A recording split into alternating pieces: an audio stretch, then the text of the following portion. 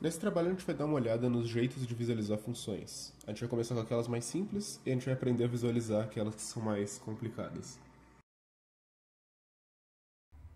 Para essas funções, podemos associar um eixo a cada variável, entrada no eixo horizontal e saída no eixo vertical. Calculamos alguns pontos para visualizar o formato da função e conectamos esses pontos para representar sua continuidade.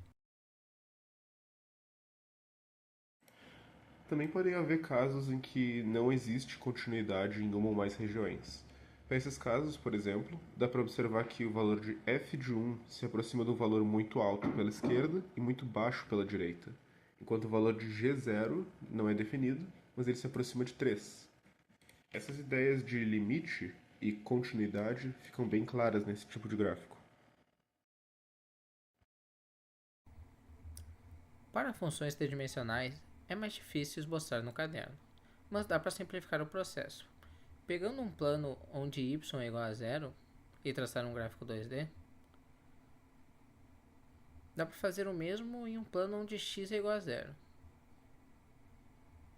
Talvez escolher mais alguns planos, como y é igual a 2 ou y é igual a menos 2, para entender intuitivamente a continuidade da função, que dessa vez vai aparecer em forma de uma superfície.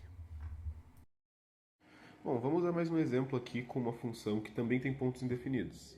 Vamos escolher o plano y igual a zero, traça o gráfico, mas toma cuidado com o ponto indefinido em x0, que se aproxima de 2 nesse caso. Escolhe o plano x igual a zero, traçamos o gráfico, mas lembrando que x igual a zero faz z se aproximar de 2. Então essa curva inteira é deslocada em duas unidades. Então, com isso a gente consegue ver a continuidade da superfície que é formada.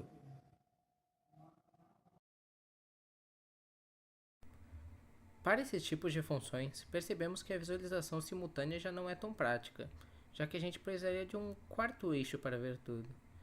Interpretar imagens 4D é complicado, e usar elas para estudar tendo só um caderno e um lápis é um pesadelo.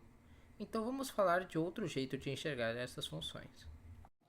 O modelo para as funções que a gente vai ver é f de x e y igual a u e v, onde esses u e v são funções de x e y. Então faz sentido criar um novo plano para enxergar as equivalências dos pontos.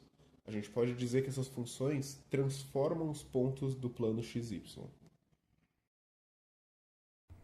Vamos começar com uma função simples e escolher alguns pontos para calcular. Podemos ver que essa função translada os pontos um pouco para a direita e para baixo.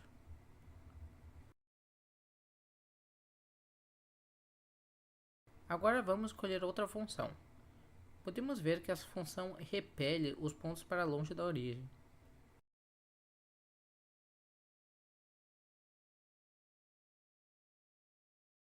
Vamos por uma mais complicada. Talvez você tenha percebido que essa função envolve o seno e o cosseno de 30 graus, o que explica as rotações dos pontos. Depois de entender como aplicar funções nos pontos, a gente pode aplicar nas retas também. Vamos pensar nessa função que está na tela e aplicar nas retas y igual a 2 e x igual a 2. Repara que na reta y igual a 2, o u é deslocado por uma constante e o v é deslocado pelo seno de x. Enquanto na reta x igual a 2, o u é deslocado pelo cosseno de y e v é deslocado por uma constante.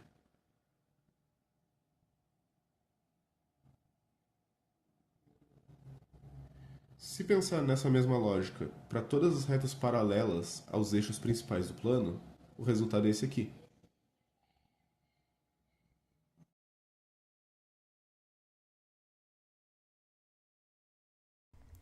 Por isso, faz sentido dizer que estamos aplicando funções em planos, e faz sentido que configurações estranhas sejam resultados do plano XY, depois de transformados por uma função.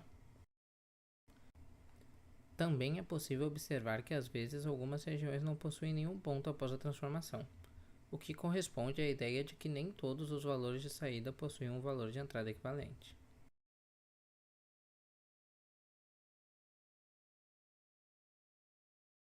Dependendo das aplicações, pode não ser tão útil representar as funções com dois gráficos diferentes. Talvez a gente possa só usar um e fazer setas apontando para onde os pontos vão. Por isso a gente pode descrever as funções como campos vetoriais, e a gente deixa todos os vetores do mesmo tamanho e colore de acordo com a magnitude.